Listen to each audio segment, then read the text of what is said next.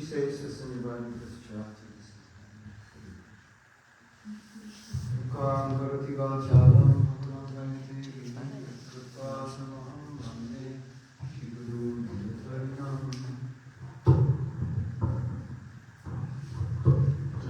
Krishna Chaitanya Prabhu Nityananda Shri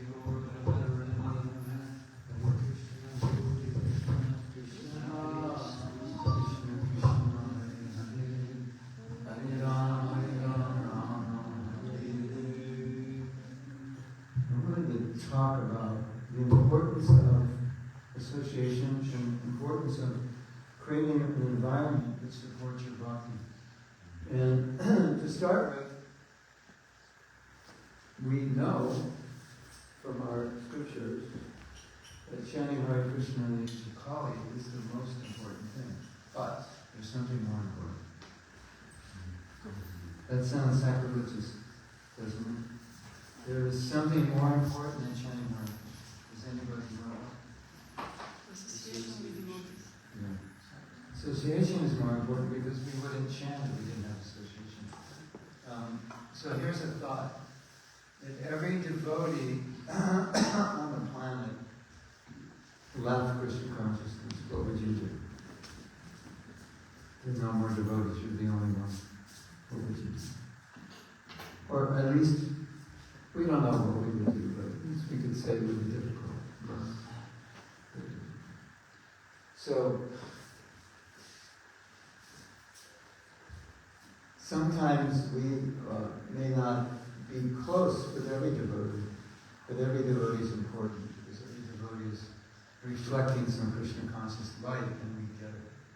So Bhaktivinoda Thakur said, if you're having difficulty chanting, then just chant with someone who's not having difficulty. And then their light or their energy, whatever you want to call it, will be absorbed by you, and so your quality of chanting will go up. Anything, we were saying this yesterday, anything you want to do that maybe you're not impelled to do, but you know you want to do it, find somebody who does it well. And be with them. And even if it's just an attitude, find someone who has the attitude you want. By being with them, you start to develop that attitude. So,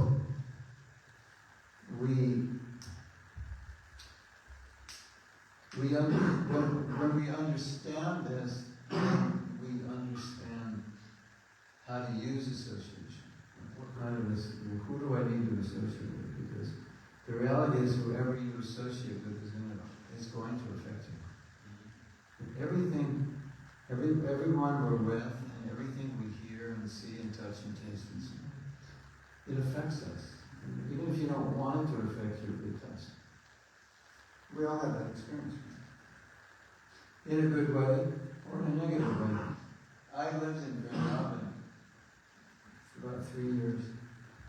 And one thing I noticed, which was quite interesting to notice, if you live there, then you see people coming. They're coming from Europe, America, South America, wherever. And you see them coming in. And a lot of them come because they're not doing well and they want to get rejuvenated. So you see them coming in, and then sometimes they don't look good. It's like someone coming into a hospital. And then you see them in a few days and they completely change. That environment.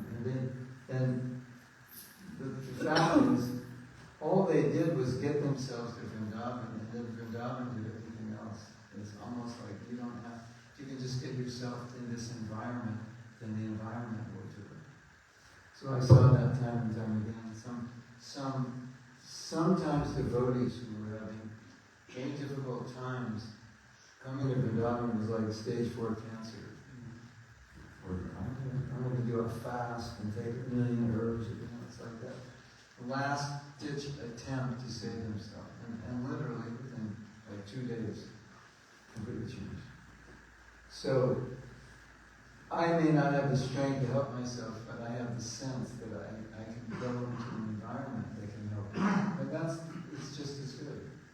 It's like, I don't have the self-discipline necessary to do something, but I have the common sense to be in association with people who do it.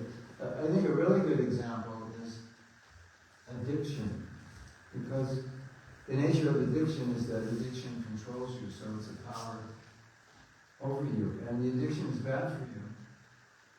And so why would you do something that's bad for you? Because you can't control it. But what you can do is you can get yourself into a program that will help you control it. So you don't have the strength to do it on your own. You have intelligence to put yourself in a situation where it can do it for you. So that's really important. Because have you ever been determined to do something, but the environment was antagonistic to what you wanted to do, and gradually the environment wore down your determination? So here's a simple principle, but it's really, really important. If you want to do something, you have to have an environment that supports it. If you try to do something and the environment doesn't support it, you're just paddling upstream. Because usually the environment is going to be more powerful than your own willpower. Unless you're extremely determined. Some people are so determined, nothing can stop them. But most people are not like that. So environmental forces are usually stronger than our own willpower. And so part of being able to commit, or make an intention, or make a vow, is to consider, if I make this vow or I have this intention, what kind of environment am I going to need to be in so that I can do it? And a lot of people, like you make an intention, say I'm going to do this, but you don't consider the environment you need to support it. Maybe you join. Okay, I have to get healthy, I'll join the gym. Well, why don't you exercise at home? I won't do it. But I just get in my car and drive to the gym. There's 20 other people exercising. I will. Something like that. You know yourself. So you often know what you need. If I just in this situation, I'm not going to study. Or I go to the library. What else am I going to do in the library? I can always study. So I put myself up. I'm spacing out and chanting. I'll go to the temple and chant. So this is something that it's important to be aware of. And I mean, it's common sense, I think, but I wasn't really aware of it clearly, maybe subconsciously, until I taught a course on vows, because I realized that if you take a vow, you have to have an environment to support it. You can't just take a vow and go, whatever. Things have to change. Right? So for example, you're leaving this retreat. Maybe you want to do something that you weren't doing. Then the question in your mind is, what's the environment I need to support it? How will I do it? I want to chant more rounds. Okay, well, how will I do that? What's the environment? Well, if I get up half an hour earlier, I can do it.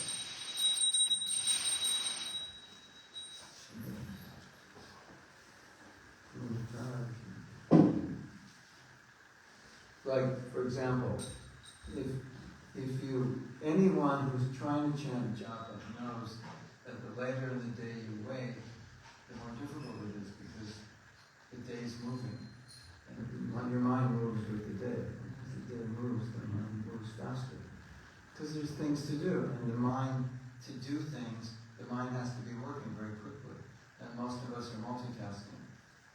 So as the day goes on, the mind just zzz, because you have to deal with things, and that's the state of it. That's the state the mind has to be in to deal with stuff. Right, isn't it? Especially now. In today's time, we're multitasking much more, I think. But early in the morning, before you have to do anything, you don't have to engage the mind in that multitasking thing, because there's nothing to do. So when you wake up, that's the best time to chant. It's the easiest, because you haven't started your day. Once you start your day, it's like you hit a button and it goes zoom. And now we've all we've all seen how when the mind's in that state and we just try to chant, it's like the mind just keeps going. But here, we could chant any time of the day because the mind's not engaged, so it's pretty much like the same. And there's something really interesting. We just had a japa retreat, and so if you do a japa retreat, it's at least 5 days, and on the day before the last day, the day before the full last day, we chant all day. We start at least by 5, and then we go to class, which is like 7:30. And then there's breakfast, and then we don't meet back till 5. So you have 2 hours plus 9 to 5, which is 8 hours. We have 10 hours. So 10 hours of chanting. You want to hear something interesting? For many people, chanting in that environment, in which we take a vow of silence, so you don't talk to anybody. Everyone's chanting, no one's talking, there's nothing else to do. That's just the program that everyone's doing. Many devotees find that chanting that day, 60 rounds, 50 rounds, 70 rounds, 80 rounds, was easier than in their normal busy life, trying to get 4 rounds or 8 rounds or 16 done. Did you have that experience? I didn't chant 64. Oh, yeah, but you found it easier? Did you find it easier?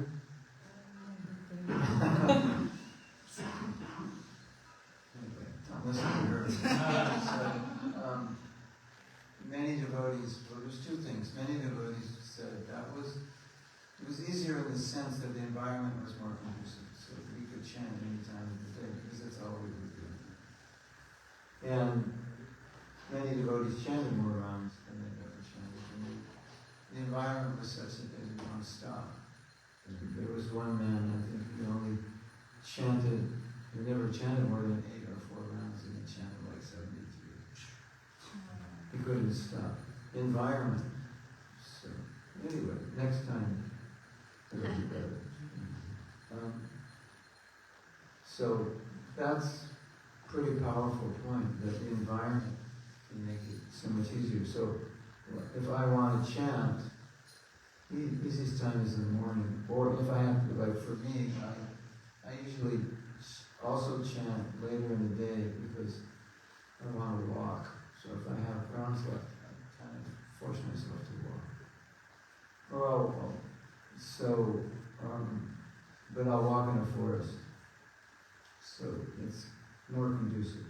There's some place where like you're really busy, you have rounds left, you're trying to chant, if you chant at home, you won't chant because there's so much work in front of you. You got messages. Beep, beep, beep, beep, beep. So you just bury your phone somewhere and you go for a walk in the forest. What are you going to do walking in the forest without a phone? And you have a feedback in your hand. I mean, your mind could be everywhere, but the possibility of chanting well is greater when you're not around the work you have to do. So creating a proper environment is a real gift to yourself. So if you want to chant, then the best gift you can do yourself is to chant early. Because your rounds will be better, and your day will be better because you've chanted before you're doing that. So that's an important thing. Pretty simple. So, in our scriptures, it always talks about association with advanced devotees. The experience that you've had, and I've had, is that people who are further along the path will have deeper understanding and deeper realization. And they'll have understanding and realization that took them decades of practice and study and reflection.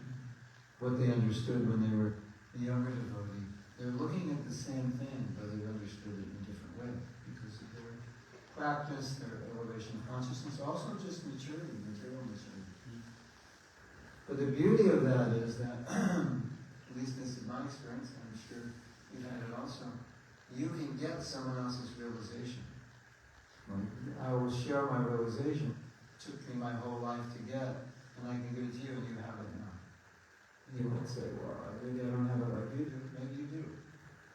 So the beauty of advanced association is somebody's up here. It's going to take you your whole life to get up here. But they'll give you their realization, so it's kind of like zzz. I may not be up here, but at least I have the realization of somebody up here because they shared it with me. I have the understanding of someone because they shared it with me. And as we said, I have the absorption of their Shakti, their consciousness, because I'm in their presence. we felt that strongly with Srila Prabhupada. It was amazing to be with him. Because it was almost like, at least that's the way I felt. I'm sure we all felt this way. It was like he was gifting us his Krishna consciousness. And sometimes literally it was like, I felt like Prabhupada hit a switch. It was like, okay everybody, the flood's coming, and he would just flood us. That's what it felt like. Like he consciously flooded us. I'm going to give you something. So what you get from that kind of association is you get something you couldn't get on your own. It's just by the consciousness in the heart of pure devotee. We sing Prema Bhakti Javahaitu. Avidya Vinashaneti. Prema Bhakti Javahaitu. From your prema comes from your heart. You give the prema that comes from your heart again. Wow. And so when I was at Prabhupada, sometimes it felt like that. It was just like the dam was open. The dam of prema. And that's how I felt. I felt like the elevator. Like I couldn't climb the stairs, but I'm in the elevator. And all of a sudden we're here. So that's mercy. We want that and we need that. And you will also get a lot of mercy from the Holy Name. But we need devotees, we need association to chant well. It's just the nature of the reality of becoming Krishna conscious. So I think the other day I mentioned that I think Prabhupada's greatest gift was that he created devotees because we couldn't do it alone. Did you know when Prabhupada came to America, he wasn't thinking of opening temples. But when people came, then he thought, well, we have devotees, they're becoming devotees. Because he didn't know that people would become devotees or just interested. But they started practicing and they said, okay, well, we need a place for them to practice. We need a place for them to associate. So then he started opening temples. It was not his original plan. And later on, after a few years, his whole plan was to open temples. As many as possible everywhere. And there's something really interesting. You don't know this, and you will find out today. Would you like to find out? Yes. Yeah. Los Angeles, one of the big temples in the world and in the United States, they were putting up a signboard. The Los Angeles temple borders one big main street in LA. It was, who knows how many cars were there? 30,000, 50, I don't know, 100,000. It was just, so they put up a sign and Prabhupada said, what did it say? And they told him, and Prabhupada said, you should write on the sign, it said Hare Krishna Community, Sunday Feast, this and that. Prabhupada said, you should write on the sign, Hare Krishna Community, come and join. That's what he said, put on the sign. So I was thinking this morning, I have to count again. We have the temple, next to the temple is a house, 2 houses which the temple bought. Next to that is an apartment which they bought. Across from, I have to think, can somebody count? That's 4, that's 3 already, right? 3 properties.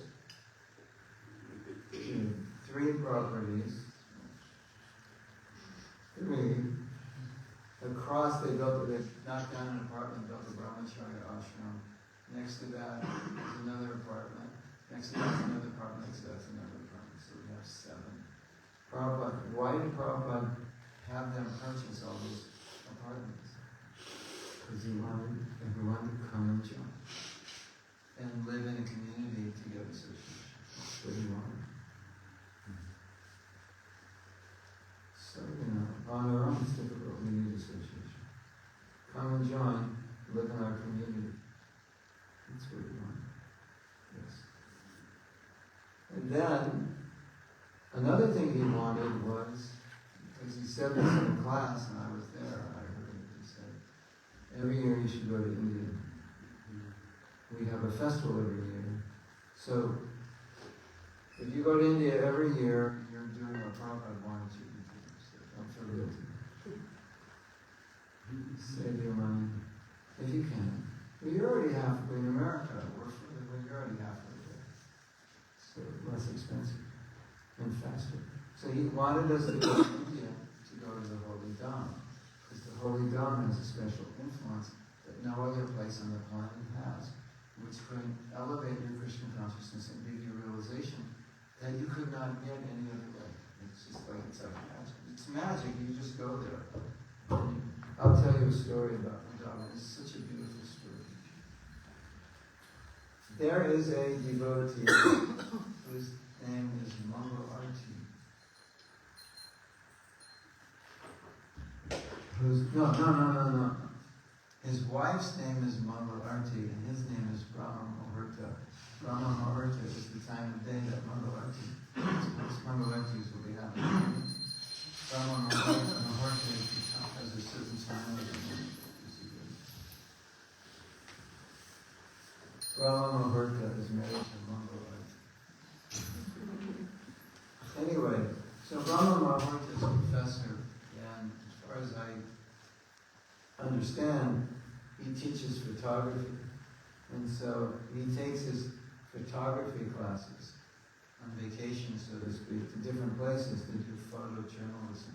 So guess where he decided to take his class? To Vrindavan. And these are just everyday, ordinary people. No interest in, not necessarily any interest, most likely no interest in Eastern philosophy or yoga, meditation, etc.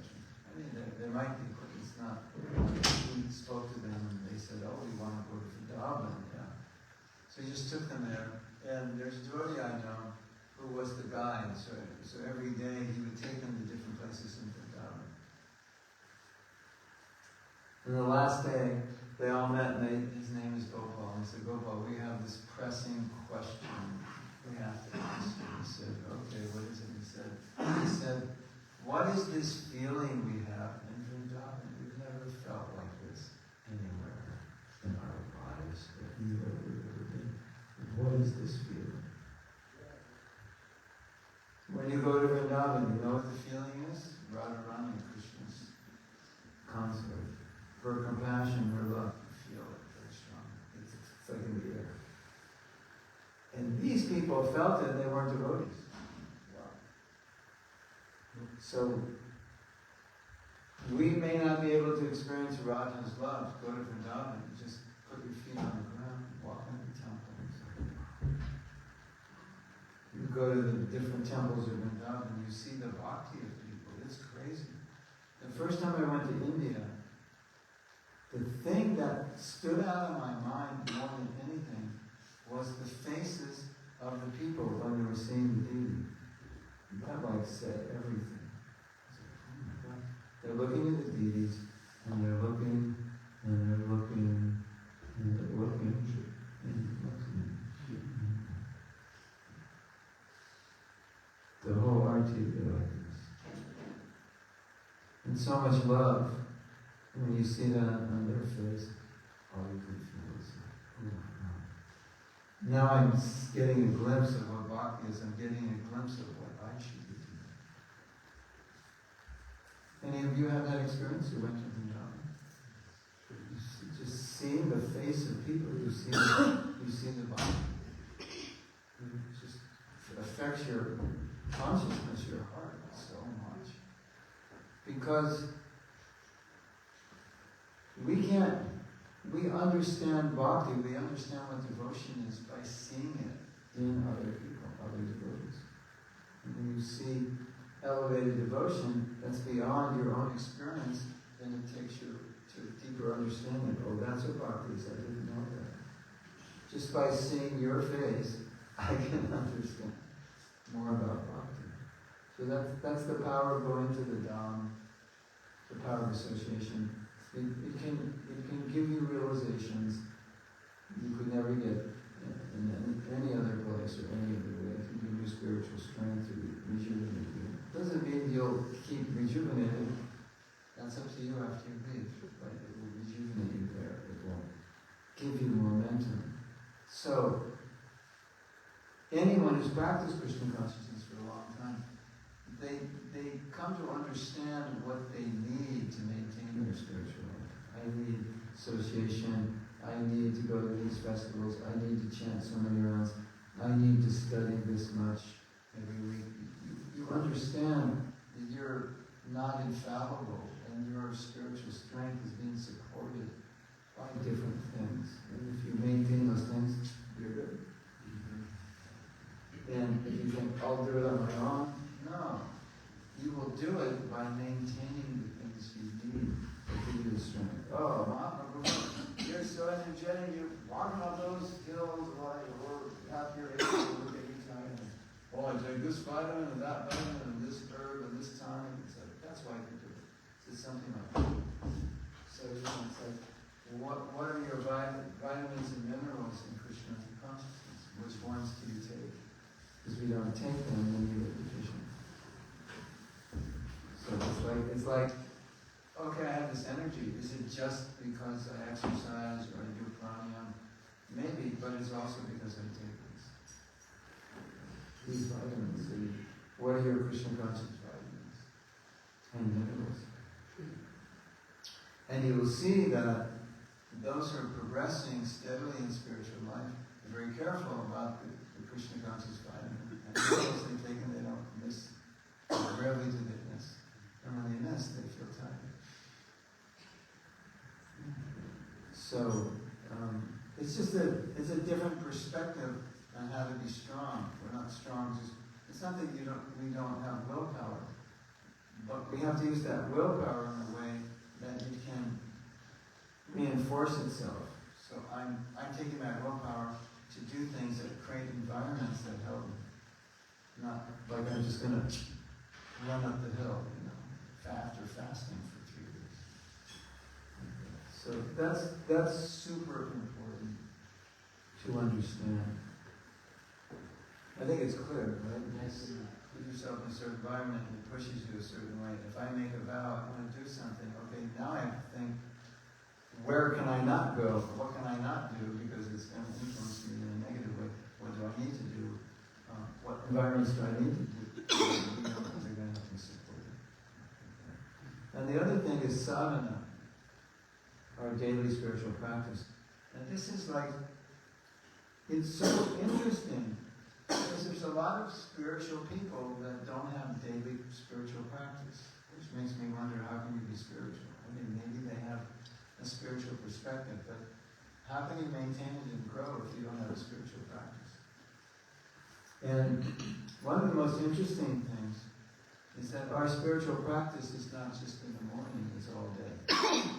Because we're meant to practice in our lives, we're meant to apply in our lives or practice the teachings throughout the day. So that, I chanted my rounds today, I did my morning sadhana. Okay, good. No, it keeps going. It doesn't stop. Now I have to manifest in all my interactions spiritual consciousness. The question came up about balance. We talked about, obviously we did balance, but we didn't talk so much about how you balance your material and spiritual life. But what's interesting is that at a certain level of Krishna consciousness, you don't see material and spiritual. You don't see them as different. So there's nothing to balance because you only see everything is your spiritual life. You go to work, that's your spiritual practice. It's not, this is work. How do I balance my spiritual practice? This is your spiritual life also. Right? And how you interact with people. Do you interact with patience and tolerance? As Krishna says, tolerance is a fundamental quality of a devotee. That means tolerance is a fundamental spiritual practice. Along with chanting and study, there's tolerance. And there's so many qualities, right? And so, when we understand this, then we don't see a distinction between material and spiritual. How do I balance? There's only one. You see everything spiritually. You're trying to practice those teachings, therefore there is no material. There's one devotee, he was doing some speaking in the corporate program. And he was trying to make this point also. He's, that God is everywhere, His energy is everywhere, His energy is in everything, His energy is everything. So everything in this company, in one sense, is God. So if you see it separately, then you talk about balance. But if you see everything as Krishna's energy, then there's nothing to balance, because there's only one energy. Even though it's material, but you see coming from Krishna. So, anyway, that's another thought. So, sadhana, as you mentioned, sadhana means practice. So the most important thing to understand about practice is practice makes perfect. What you practice, you will get very good at. I can guarantee you, for many of us who've been practicing Krishna consciousness a long time, a lot of these practices are so ingrained in our psyche and our muscle memory that we just do them because we've done them for so long. You know, my wife says, "You sleep too little." She'd sleep late. I go, "Okay, I'll try." And then, 4 o'clock.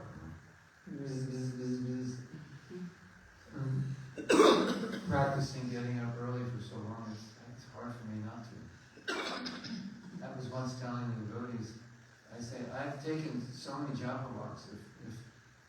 If you just take, even if you just took one japa walk a week, that's 50 walks, and you've been doing it 10 years, that's 500 walks, chanting japa. But for me, it's more like 5,000 or something, or much more. And I was telling the devotees, like, I don't know how to walk, and frankly, I don't know how to walk without chanting japa. That's always what I do when I walk. So, someone will say, "You want to go for a walk?" First thing I'll do is I'll get my beads. I go, "Why are you getting your beads?" You're going to walk with the top. I don't know how to walk and talk. Of course I can walk and talk, but you know what I'm saying. Condition yourself. So we were talking in one of the classes how when you want to develop certain qualities or behaviors and you don't have them, you have to practice them even before you have them. You have to, and that will create a habit and then create a change of mentality. Remember? We put our hands up and smiled, and I told you to be depressed and you couldn't be. So just a practice of something can change your consciousness. We did the appreciation exercise. And some of you, I know, didn't want to do that exercise. Because it's really difficult to appreciate someone who's hurt you. But if you did it and you forced yourself, then you saw there was a change in your consciousness. So, the most simplistic point about sadhana is the fact that if you do something every day, you ingrain that action in your psyche. So if you practice being humble, if you practice being forgiving, if you practice being apologetic, if you practice being tolerant, even if you're not, but you just practice it, because sadhana means practice. It doesn't mean you are. It means you're practicing it. If you do it, after a while, you get good at it. So you may not be that way in the beginning. By practice, you get good at it. It's also true with qualities you don't want. If you indulge in those qualities again, like let's say you have issues, you're intolerant or impatient or angry or unforgiving, etc., and you're constantly like that, you're getting really good at being angry and intolerant and impatient. because you're doing it all the time. But that's really important to understand. Say, well, Prabhu, I have this weakness, I give into this weakness. Okay, but the problem is, if you keep giving into it, it's just going to be ingrained, and it's going to be difficult to overcome because you're going to get really good at it. I've been getting angry since I was a kid. I've perfected it now. I get angry over anything and anybody. I'm really good at it because I've been doing it all the time. That's what happens. And that's why sometimes it's difficult to overcome certain behaviors, because we train them, and the only way to overcome them is we have to act against them, we have to counter them. We have to do the opposite, practice the opposite. It neutralizes that, and if we do it enough, it starts to become good nature. So that's the beauty of sadhana. And if you ingrain behaviors and they become habits, then nature life is then you're just doing what you want to do. So that's a simple understanding of sadhana. And so I would encourage you, don't ever think that your sadhana in the morning is enough. That's just part of it.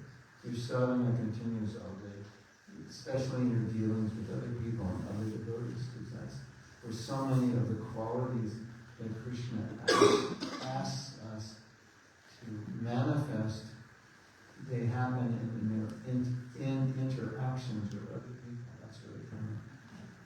Isn't it? The tolerance, the patience, the control of the anger, the sensual control, all these things. It's within interactions. So spiritual bypassing would be I just do my morning routine and then I go out in the day and I'm just basically a jerk. And I don't even notice I'm a jerk. Yeah, have you ever been a jerk and not noticed? Oh, no. Well, you probably noticed, yeah. Sometimes you've noticed later, like 10 years later, oh, I was a jerk 10 years ago. We all do that. But as long as you understand that sadhana doesn't end in the morning, sadhana is a practice that should go on in how we deal with people. That's going to help us a lot. And there's another thing also, which is quite interesting.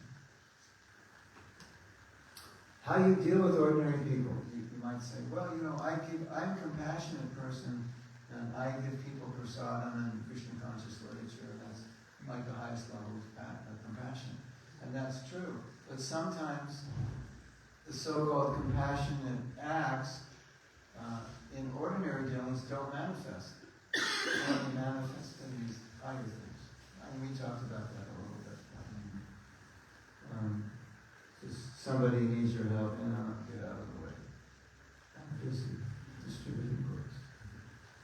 That may be there, but our acharyas, our gurus say that however you act with ordinary people will create propensities for how you will act in the spiritual development and with the Buddhas. Compassionate in general, you'll be compassionate with the Buddhas. If you're only compassionate in an isolated way and not taking advantage of other opportunities for compassion, it will negatively affect you. So, and then you might think, okay, well, I read in the books you shouldn't offend devotees because that's really bad for your spiritual life. But everyone else, whatever. I never read anything. I can't offend. So it's not, if I, some just person, does something I don't like, I'll just yell at him, tell him he's stupid, whatever. It's not a devotee. No, it doesn't work like that. Obviously, it doesn't work like that. So, the scriptures say that's also offensive. It's not a Vaishnava aparad. Vaishnava means devotee. It's jana aparad. Jana means person. So it's an offense to people in general. Have you ever heard of that? Yes. Offense to people in general. Yeah. That's interesting. So, yeah. I'm respectful of people in general. I'll be respectful to devotees. If I'm not respectful of people in general, I may not always be respectful to devotees, or my respected devotees will be conditional or artificial, mechanical. Those are some ideas. That's all I wanted to say. So do you have anything you'd like to add to that, or questions about it? Yes? Thank you for the class. My question is, you're talking about the importance of environment and sadhana. And we see that our movement is worldwide movement. Yes. And Srila Prabhupada established the foundations, the basis, and he has given the line. But as the movement is growing, we see that so many changes are going on here and there. So how to deal with these changes, and how to feel focused and be focused on our own sadhana, and without being distracted from changes that we don't like. Oh. And maybe that.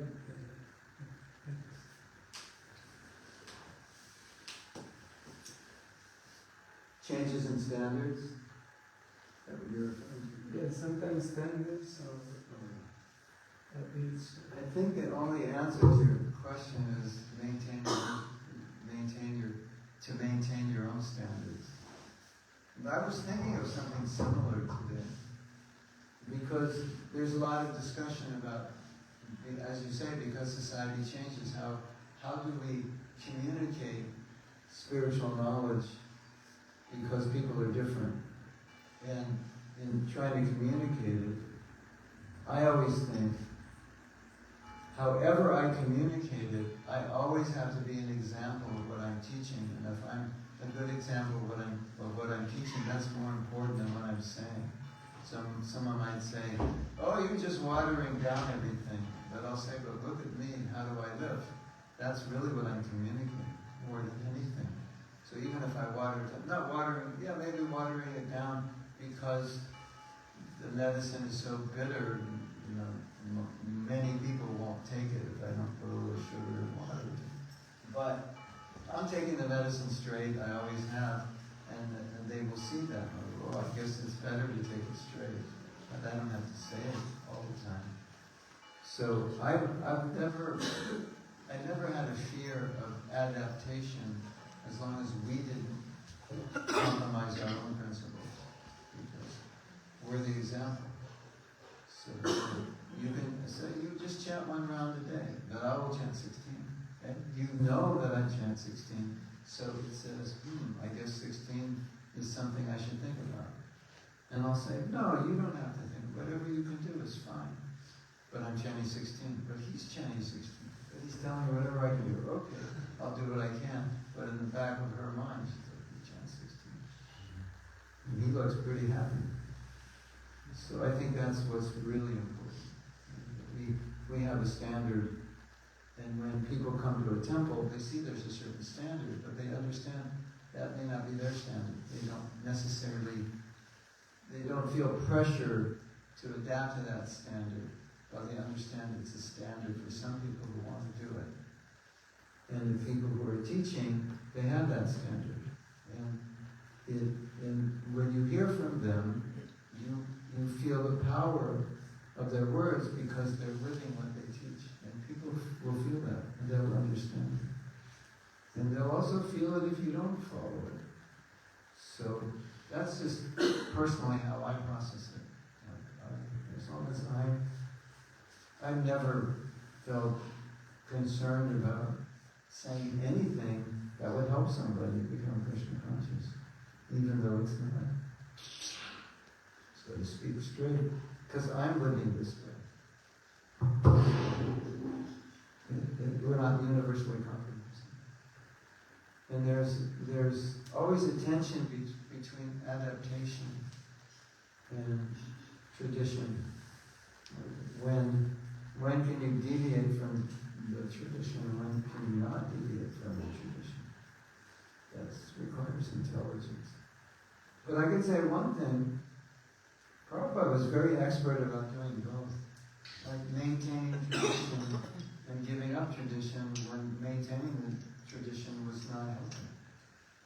But he knew.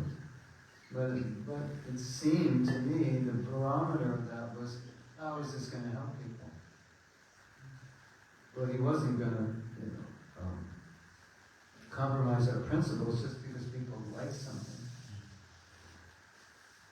But when something was genuinely Krishna conscious, and he could give it to them in a new bottle, he was always thinking how to do that. And in fact, he said over and over again, he said, strain your brain how to spread Krishna consciousness, which meant different ways, new ways, novel ways. Do you know, one devotee bought an old school bus, and he put deities on the bus, built an altar, built a kitchen in the back, and the temple room was the middle of it, big bus. You have school buses here? Bring kids to school? Yeah, a bus like that, or, just a regular big bus. And right behind the driver was an altar. And then there was a room, temple room, decorated pictures on the back. There was a kitchen and a shower. And so brahmacharis would travel together, and they would take this bus, and they would go to different places. And they would do programs on campus, and then in the evening they would invite the people to come on the bus. The bus was the temple. Because there were no temples in those cities, so the bus would go. It would function as a temple, and it would move from city to city. And you just park the bus if you're, let's say, you're at a university. And you park it as close as you can to the university. You invite the students that you meet during the day to come in the evening. And when the devotee who developed that program told Prabhupada, Prabhupada said, this was fantastic. It wasn't Prabhupada's idea. And Prabhupada heard it, was just fantastic. People, it's Kali Yuga, people don't come to the temple, so the temple comes to the people. So a temple that comes to the people, Prabhu, that's bogus, it's not our tradition. If they don't want to come to the temple, let them go to hell, we're not build the temple and bring it to them. They're lazy people. It's not the way Prabhupada thought. He thought, what a great idea. They're so lazy they won't come to the temple, we'll make it easy for them. But the other thing is, which is very important, is that sometimes devotees were doing programs which were very successful, but it was having a bad effect on their spiritual life for various reasons, due to the schedule or whatever it was. And Prabhupada had them stop it. I know 3 programs Prabhupada stopped, all very successful, because it was having a negative effect on our sadhana, or was having some negative effect on relationships. And he said, stop it, close it down. And they were all successful. It was interesting. So we don't want to compromise our own principles in the name of spreading Krishna consciousness, because that defeats itself. And we're destroying ourselves in the name of helping another person. What's the point? So, I could see that as a principle. Will it help people become Krishna conscious and help you at the same time? When Bhakti Siddhanta told Prabhupada to go to the West, he said, it will be good for the people that you speak to, and it will be good for you also. So it should be both. But anyone who's shared Krishna consciousness knows that, generally speaking, it always helps to give. Whatever you want to develop, teach it to others, and you'll get it. I did a training in how to facilitate seminars, and one of the exercises was to figure out, what do you want to teach? What's your passion? And one of the things he said, most people want to teach something that they want to develop themselves. I want to teach this topic because I personally want to learn about it. I'll become better at it. So, sharing should help you. And if sharing hurts you, it's not good. Did that answer your question? Or there's more to it? I think there's one other thing. Society today is much different than it was when Prabhupada came. Maybe not much, but different enough. And it's going to be much different.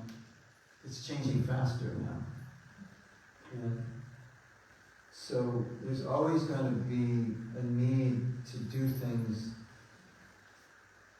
to do new things we never did before, to adapt. I mean, what if it comes to the point where people just stop reading printed books? It's like that becomes it's not a thing anymore. It's just like, it's in people's memory. Once upon a time, there were books. Well, what if, there's some technology and it's just, you go like that, you can just read in the air.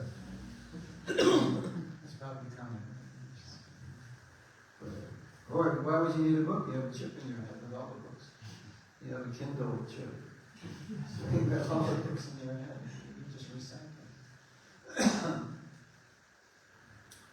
And nobody's reading books anymore, which could be a possibility. And Prabhupada said we should distribute books. Now you're going to get into this controversy that why are you changing Prabhupada's instructions? It's because nobody reads books anymore, that's why. So what is the definition of book? Now we have to expand it. It's this new technology. That's the new book. But people could argue, right? So, you always have to understand the principle. He wanted knowledge distributed, whether it's in a book or whatever. A Kindle or on your phone or a recording or in the air. Yes? Yeah, I was wondering about the programs that Prabhupada closed. He closed, first program he closed was that we, on the weekends, we would go out in the evening about 8 o'clock and we would chant till about midnight or 1 o'clock. And the night before I was initiated, I went to bed at 2 a.m. because we had chanted till 1 on Hollywood Boulevard in Los Angeles, because that's where all the people are. And so it was Friday and Saturday night we did it late. And we were on the street all day till like 6, and then we come back, have a class, and go back out at 8. So there was no morning program, no official morning that I remember. We just get up and chant. We're getting up at 8 o'clock, the day's already started. How are you going to chant? So there was some things going on in the movement that Prabhupada felt were due to some impurities in the consciousness of the devotees. And he didn't like the fact that they, a couple of days a week, were staying out so late, so he just stopped it. Although it was, there was a movie called Hair. Do you know about that movie? Yes. Yeah. So, in the movie they chant, Hare Krishna, marijuana, whatever. I never saw it. Anyway, in Los Angeles, Los Angeles is the movie capital of the world in theater, and I was also in San Francisco. The theatrical performance of Hair was being performed, and when they got out, like midnight, they get out of the Hair, and all of a sudden they're Hare Krishna devotees, and they thought it was part of the theater. They didn't know. And we would have these little baskets, and we just say, give $5 for whatever, I don't know what. And I think we collect more money in like a half hour than we collect a whole week at those engagements, Friday, Saturday. And of course distribute books. Everyone would take a book.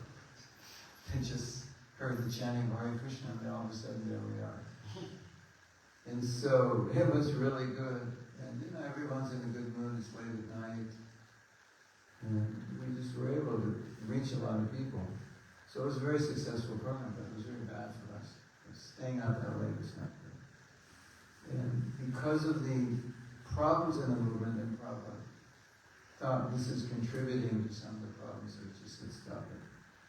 You should not stay out later than 8, or don't go out evening, something like that. Number 2, coming back. There was a festival program. Devotees had a rock band, and the rock band was really good. and they had amazing dramas. And Prabhupada even went to the event. He was listening to their rock and roll. I think they had 2 drummers, and it was like a whole real band, and all these devotee musicians were really good. And I only heard good things about it. But it was reported to Prabhupada that due to the nature of organizing the events and the dramas and traveling, the men and the women were kind of living on top of one another. And it wasn't healthy. And I guess there was nothing they could do about it due to the nature of the service and the program. And just some unhealthy exchanges, I guess. It was just generally a really unhealthy environment. It was all single men and single women. So Prabhupada said, just stop it.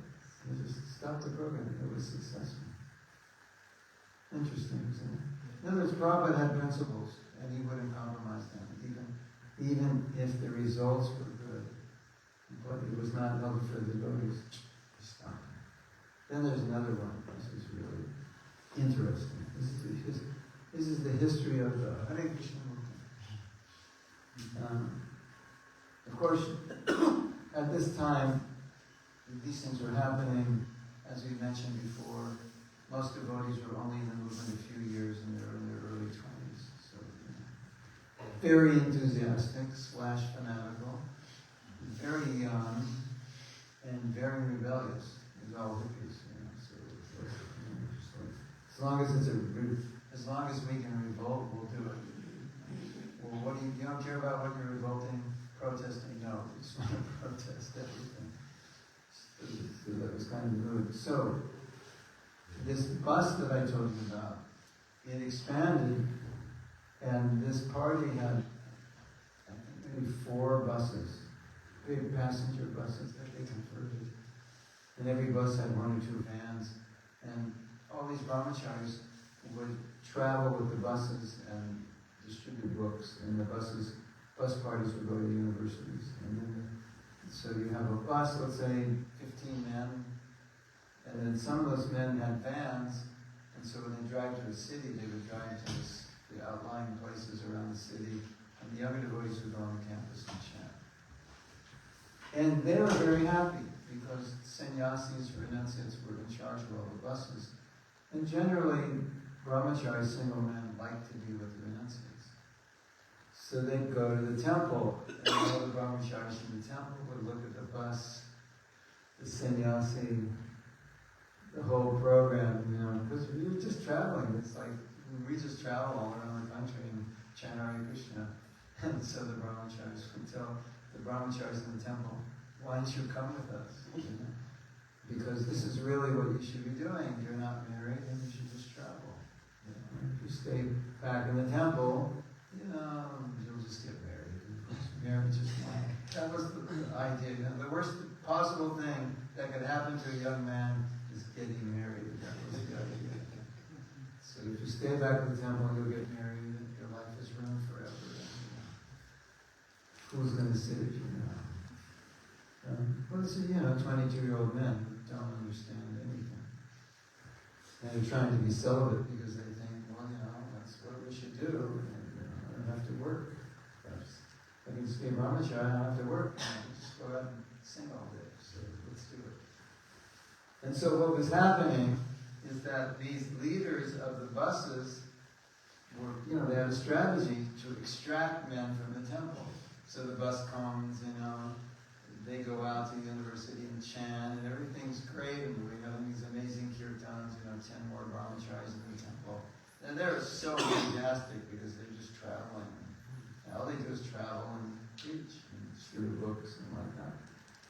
And then the party leaves, and all of a sudden, where are the brahmacharis? Where's the cook? Where's the temple commander? Where's our book students? All off on the bus. So this is going on. The temple was losing their men. So at our annual festival in Mayapur, so many of the presidents from the United States came to complain to Prabhupada that this party is stealing all our men.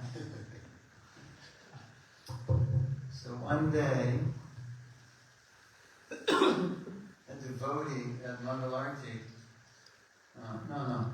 So anyway, the news came to Prabhupada, and Prabhupada was upset. So he spoke to the leader, to Krishna Maharaj, what are you doing? What's going on? Oh, Prabhupada, no, we're not taking them in. They just want to come. We're not. So he's saying we're not forcing them. Of course, you don't know what the brahmacharis were telling me. I got them. They tried to get me also. When I was married, and they tried, this is your wife coming down. Yeah. You have no idea what kind of movement you're part of, right? So it was pretty crazy. So Prabhupada was really, really upset. And it's not fun when your spiritual master is upset with you, especially if he's Srila Prabhupada. A little scary. And he was really frustrated. And so he was talking to Tamal Krishna Maharaj, and Tamal Krishna Maharaj said, I don't know, Prabhupada, I don't know what to do. Maybe I should just go to China, which is just an expression. Like, maybe I should go to Alaska or the North Pole. It's just an expression. You know, because I'm causing so many problems. Maybe I should just go to China and get out of everyone's hair. There was no resolution. The next morning, during Mangal Arati, a devotee came up to Tamal Krishna Maharaj and said, Prabhupada wants to see you, and he knew. When he said China, it went in Prabhupada's mind, and Prabhupada thought it was a good idea. And he told that devotee, no, I don't want to see Prabhupada. I don't want to see him. And of course, he said, you have to see him, Prabhupada wants to see him. And so, he came up to Prabhupada, and Prabhupada said, yesterday, you had mentioned China. I think that's a very good idea. No, Prabhupada. That's just an expression I was saying. No, Prabhupada said, no, Krishna has spoken through you. You should go to China. But what's significant about this? This is so significant. This party that he was in charge of was distributing more books than any party in the world. And he told Prabhupada, if you take me out of this party, it's all going to stop. And this was the most dear program to Prabhupada, and he was willing to cut that program because all the leaders were disturbed. It was creating huge friction.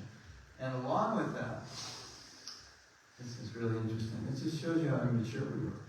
We created, along with that, these brahmacharis are coming to the temple. They're telling other brahmacharis, as I said, you should come with us, otherwise you're going to get married. So there's this big division between unmarried and married. Married people, they're just working and spending money on this and that. We're doing the real work.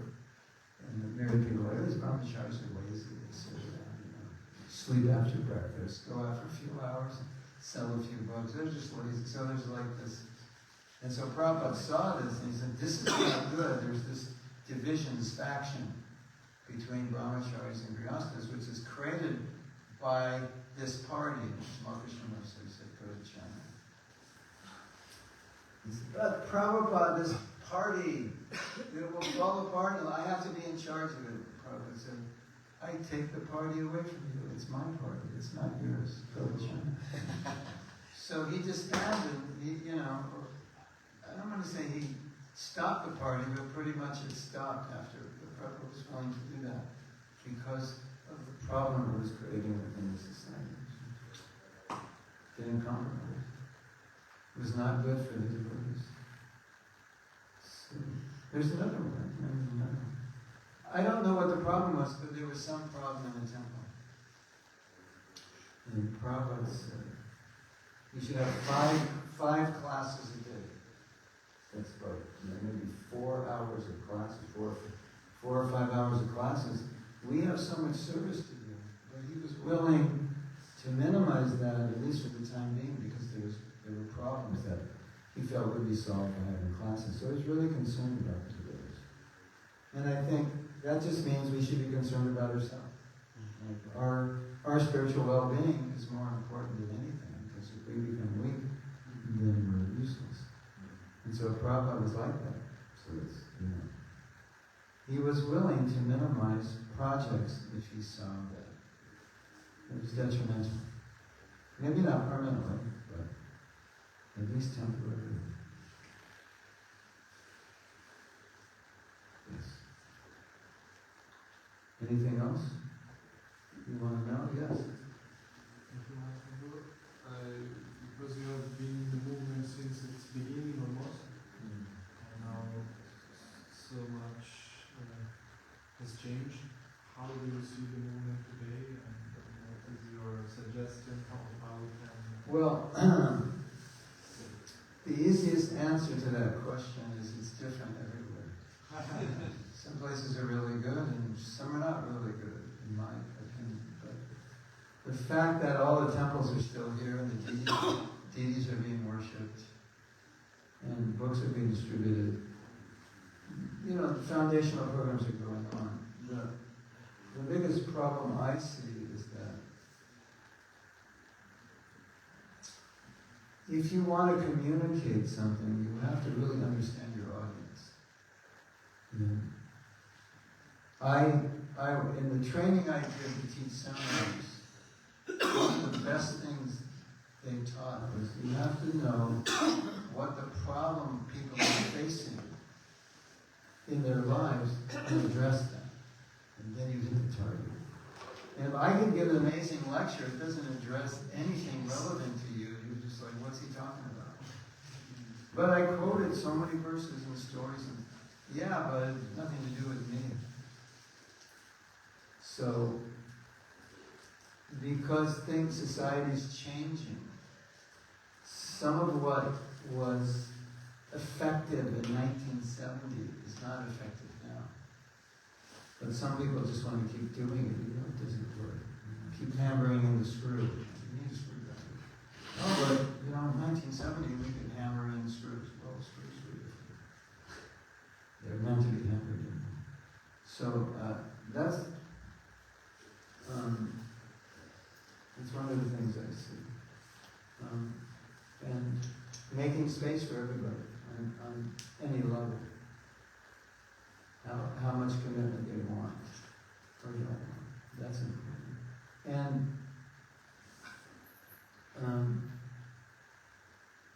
not judging people.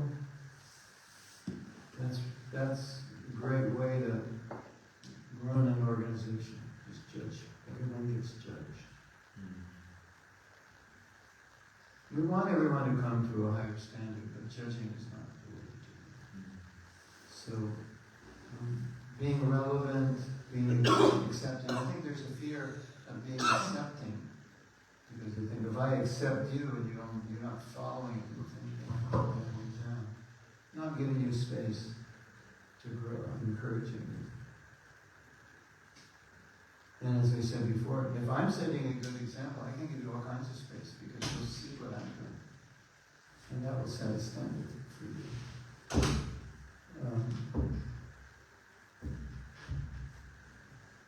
We're looking forward to the next generation taking over. Let's see what they can do. We have, in America, in some of our temples, the next generations have taken over, the temple presidents. Not as old guys and ladies, but the younger ones. So, we're waiting for you. Turn it over to him. You can just be his advisor. You're getting old. Let him run.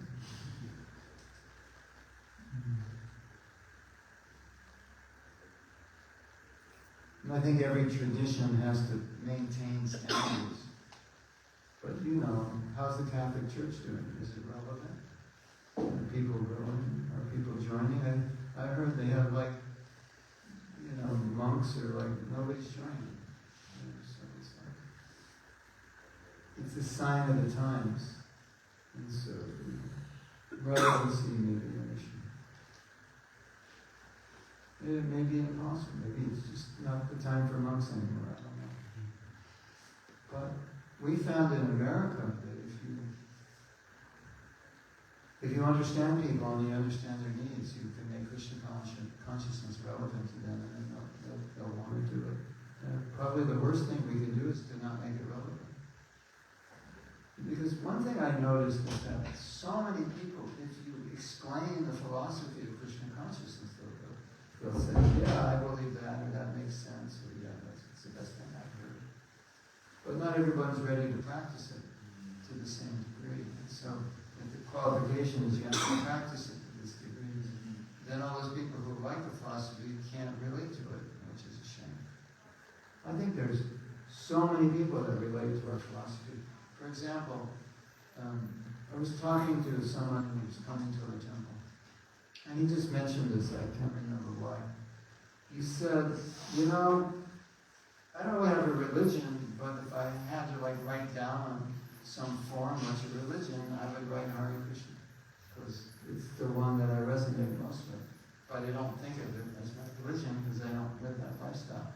So then I thought there's probably lots of people like that. There was an article in Newsweek magazine in America a couple of years ago. The headline was, "Are we all becoming Hindus?" Because it was showing how within the culture so many Hindu principles and philosophies had entered the culture of the Western mainstream. So that means Hindu ideas are very well accepted now. And so people who accept those ideas, to turn them away because of certain principles, then they're just going to go to some other organization that will accept them.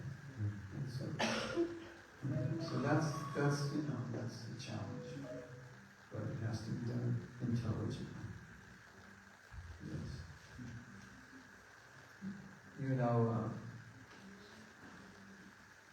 You know the story about Kusakrata? He joined the temple and he was not fully on this planet. I'm not sure if he was just naturally like that or it was drugs or whatever. And he was a little incoherent, but he could function. But he was always sleeping in the hallway. He'd come to the temple and he'd be laying down in the hallway, like that. Eccentric, is the case. And the Prabhupada, what do we do with him? Prabhupada, can't you be tolerant? So, Kusakrata became a great scholar, translated 100 books from Sanskrit. That's how he started. Oh, there's another story. Not that you can copy this, but it's just a principle. So, most of the people joining in those early days were hippies. And especially in the 60s, a big part of the hippie movement was experimentation with psychedelic drugs like LSD, mescaline, peyote. And those drugs did things to your brain if you took too many. And you know the word space out? You have to use that word here? Spaced out. That is a spaced out. That is an LSD term.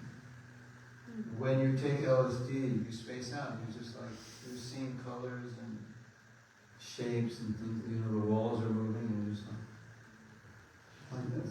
So you're spacing out on your hallucination. So this devotee joined. He was so spaced out, it took him 8 hours to chant 16 rounds. And I knew him, and I saw him chant. He would chant half a mantra and stop. Hare Krishna. Just like that. Krishna Krishna. Exactly like this.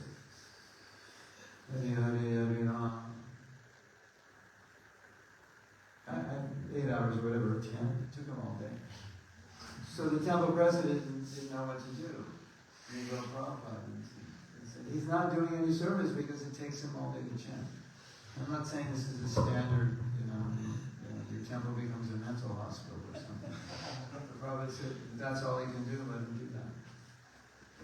And so it's not to follow exactly, but it's to show that Prabhupada had the doors open because he felt if they chanted, they would get purified. And he did.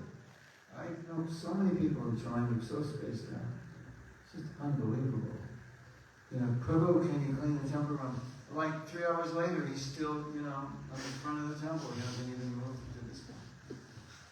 Same thing, spacing. So Prabhupada was very tolerant, very open. If was sincere. If he was sincere, then give him a chance. It's always give him a chance. So, to balance things. At least those principles are there, we can stay. And if we have these things, we'll be successful. The places that want to stick to tradition to a point where it's not relatable to people or pushing them away, they're the ones with empty temples. And the ones that are willing to adapt, they're the ones that have the temples. But they have standards. They have both.